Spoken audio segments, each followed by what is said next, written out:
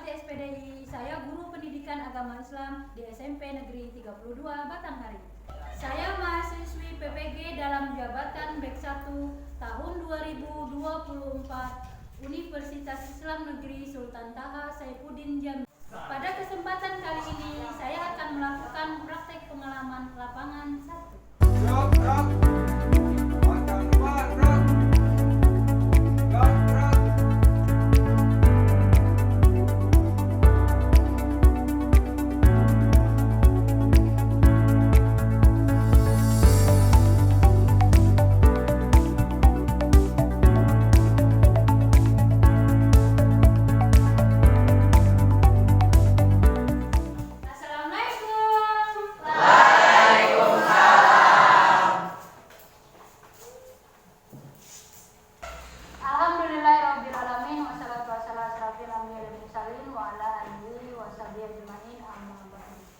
Alhamdulillah pada kesempatan pagi ini kita dapat kembali belajar pendidikan agama Islam dan budi pekerti. Baiklah anak-anak ibu, sebelum kita masuk materi kita, apa kabar hari ini? Baik. Semuanya sehat? Sehat. Alhamdulillah. Baiklah, sebelum kita memasuki materi, ada baiknya terlebih dahulu kita berdoa. Silakan ketua kelas untuk memimpin doanya. Wajib berdoa dimulai.